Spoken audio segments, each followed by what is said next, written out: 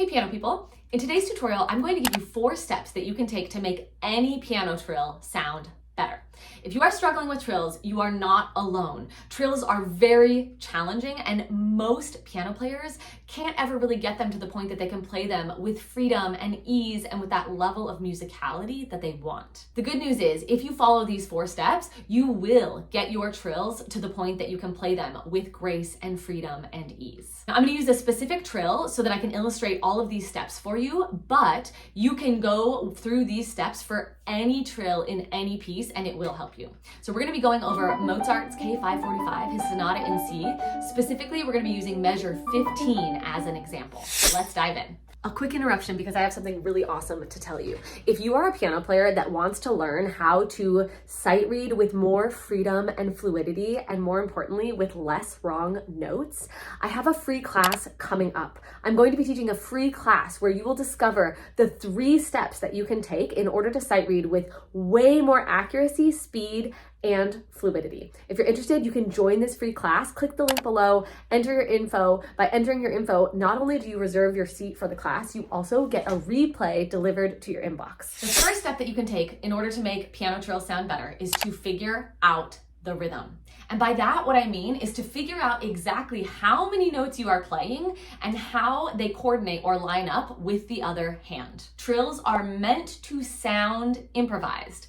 But the way to get your trill to sound fast and fluid and beautiful and musical is actually to measure it out so that you can send really clear signals to your hand about when it's supposed to play and what notes it is supposed to play.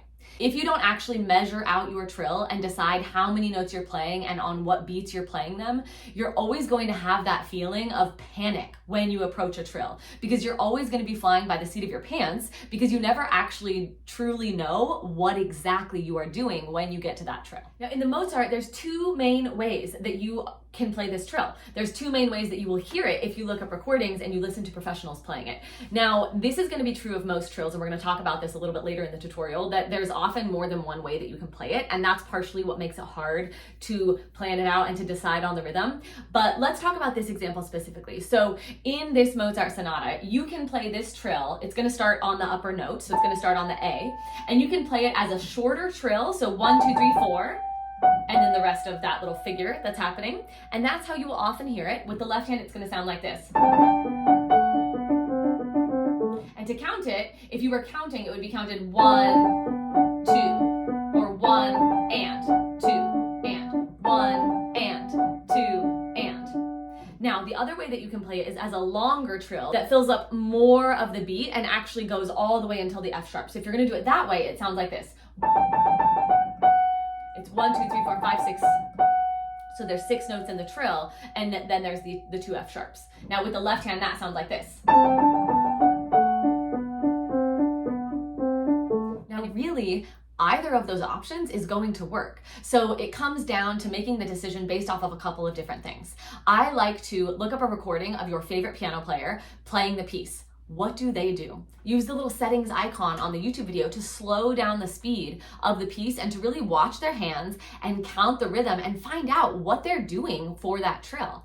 Another thing that you can do is consult multiple editions of the score. So for this Mozart sonata, if you were to go on IMSLP, you would see that some editions actually have it recommended as the first way that I described, and some editions would have it recommended as the second way that I describe. And so once you start to look at various editions that were edited by different people, you'll see slightly different suggestions. Now, it is ultimately up to you how you want to play the trill. And you want to take into account what is historically accurate, because a trill from a Mozart sonata is going to be interpreted differently than a trill from a Chopin nocturne or something like that. So you want to take in that historical research when you're making your decision, but ultimately it's your choice. And if you were working on this Mozart sonata, I would say, which one do you like the sound of better? Which one do you think you can execute to sound more musically and to sound more beautiful? The important thing here is that you pick one and that you don't stay in a place of indecision and that you don't oscillate back and forth between a couple of different options. You actually make a choice, you commit to that choice, you write it in your score, and then you get to work on figuring out exactly how do I actually count that? How does the right hand line up with the left hand? Exactly where are all of the notes of the trill going in relationship to the other hand? And once you have that information, you can start to bring that level of clarity to your brain where your brain says, okay, I now know exactly how to execute this trill, and you can start to be consistent in the way that you practice it. That consistency of doing it the same every time is really what's going to help your trills sound beautiful and free and fluid when you can eventually play them up to tempo. Figure out the rhythm, make a choice, commit to your choice, and play it consistently. That is step one. Step two is to pick good fingering. And this step actually touches on that consistency point from the first step as well, because if you're using different fingers every time you approach the trill, again, you're not giving your brain that consistency that it needs in order to do it the same every time and to get it into your muscle memory. And so you want to pick a fingering that takes a couple of things into account that I'm going to tell you here in just a minute, and that you can be consistent with so that your brain knows this is what I'm doing, these are the fingers that I'm using, and it expects that every single time you play the trill. A couple of things that you want to take into consideration when you're going to choose your fingering is what is coming directly before and after the trill, right? Like how are you getting into the trill, and then how are you ending the trill, and what is coming after it? That is going to be important because sometimes people will pick fingering, but then when they go to put the trill back in the piece, they realize that the fingering doesn't work with what comes before or after. So you always want to take that into consideration. And as a general rule, you're going to want to avoid your pinky and thumb as much as possible. Sometimes there are pieces where it's completely unavoidable, but if you can, keep your trill in fingers number 2, 3, and 4. They are stronger, you have more control over them, and they're just a little bit easier to get that fluidity and speed eventually. At the example in measure 15 of the Mozart, let's go back to measure 14, where we have D, B, G.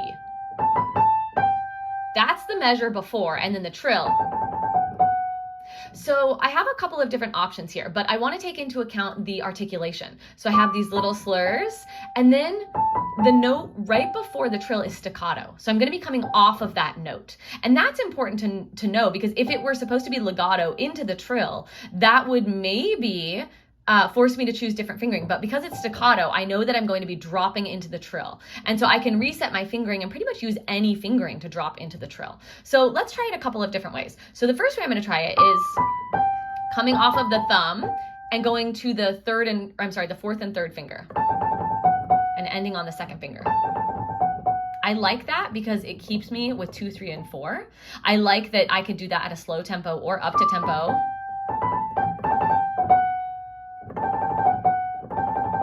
Yeah, I can do that fast or slow. Let's try another one just for the sake of argument. Let's try coming into it with 3 and 2. Ooh, that one's awkward because I have to get my thumb up to the F sharp, so I don't like that one as much. And this is how you choose fingering, right? You just try a couple of different options. And I always tell the members of Casual to Confident Piano Player to try out a couple just for the sake of argument. Like try 2 or 3 different fingerings, and it's often in that process that you will find the one that feels the best. Now, the last thing you want to take into consideration is something that I just mentioned a little bit. Will you be able to do it up to tempo, right? So when you're picking the fingering, you're often going to be going slow. But when I do these fingers, I can even just test it out. I can do it quickly. And so I know that that fingering will translate to a higher tempo. Once you have your fingering and you've chosen one option, you've written it in your music, and you've committed to staying consistent with your fingering, we're gonna move on to step 3. Step 3 is to utilize the proper technique.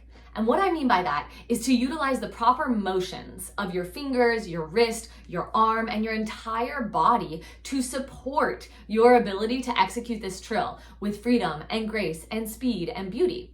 If you are not utilizing the proper technique, you're going to get stuck with a lot of tension, and you're going to get stuck with a trill that is slow and uneven and lopsided, and just you're not going to be able to make it sound very good. So I want to talk about 2 important elements of technique when it comes to playing trills. Now, these elements of technique are very specific to the Mozart sonata, but for most trills, you are also going to want to implement these 2 techniques. Now, it will change slightly, and the way that you do it would slightly be altered depending on the piece that you're working on, but the basic concept will work for all trills in any piece. So the first thing that you want to make sure that you're doing with your technique is that you're lifting and dropping into the trill if possible. Now, like I mentioned when we were working on the fingering, this Mozart sonata is great because the note that comes right before it is staccato, meaning that I'm going to naturally be lifting my hand off that note to create that staccato articulation. And that leaves me the perfect space to drop into the trill. Let me show you what I mean. So I'm coming into this trill off of a staccato G, and so I'm exaggerating this so you can see, but I'm going to be up in the air, which is perfect because ultimately for any trill, I want to drop into it if possible. And that's because this trill has a little two-note slur also. So I want to drop into the trill, and then at the end, I'm going to lift up again. So I'm coming into the trill with a drop and out of the trill with a lift. Now, even if it were a really, really long trill, like something that happens later in the piece in measure 25, that was a really bad trill, but you can see I'm coming in with a drop and I'm coming out with a lift. And that is a general technique that's going to work for most trills. If you can drop in, you're keeping your wrist nice and loose, and you're gonna allow for that flexibility. Now, the other technique that you wanna take into consideration when you're doing trills is that you want your fingers to be moving as little as possible. One of the biggest mistakes that people make when they do trills is they leave it all in their fingers, and they're doing this motion and they're trying to figure out, how do I get my fingers to go faster? But it's a losing battle. You won't be able to do it. Your fingers need to be glued to the keys, on the edge of the keys, nice and rounded. And actually the motion that you need to utilize is this slight little wrist turn. It's a little wrist rotation. It's like if you were putting your hand on a doorknob and you were about to turn the doorknob, that's the rotation that you want. Okay, so it's this side to side motion that's really just happening from kind of your elbow joint, and your wrist is totally flexible, totally loose. And when I utilize that motion, all of a sudden, it's not in my fingers, it's really just a little flick of the wrist. And you can see how loose my wrist is. You can see how loose my fingers are. There's no tension there, right? If I'm trying to use my fingers, there's a lot of tension everywhere. So whenever you can, drop into the trill and always leave your fingers glued to the keys and just do that slight little wrist rotation for the motion of the trill. Now, if you are liking this tutorial and if you've learned something today, go ahead and give this video a thumbs up, subscribe to the channel so that you don't miss out on any of the tutorials that I release, and share this video with another piano player so that their trills can also be beautiful and graceful. Step 4 for making any piano trill sound better is to utilize a revolutionary practice method to then practice the trill. But the revolutionary practice method is only going to work once you know the rhythm and once you have consistent fingering and once you're utilizing the proper technique. If you skip those steps, it doesn't matter how much you practice the trill, you are likely never going to be able to get it to the point that it sounds really fast and fluid and beautiful. The revolutionary practice methods that I like especially for trills would be practicing the trills in rhythms and using flash practice to practice them. Now, both of these I go over in detail in a separate tutorial called Piano Practice Techniques to Fix Any Problem in Your Piano Playing. And I'm going to link to that on the end screen and also in the description below. But before I do that, I also want to make sure that you are a part of my free piano community. We have a Facebook group where I post content that I don't get to post here on the channel, where people post questions, post videos, ask for feedback. It is a thriving community, and it is truly the most supportive and respectful piano community on the internet. And if you're not already in it, I encourage you to join. You will get so much out of being in a community with other piano players that are like-minded and that have similar goals as you. You can do that right here on the end screen.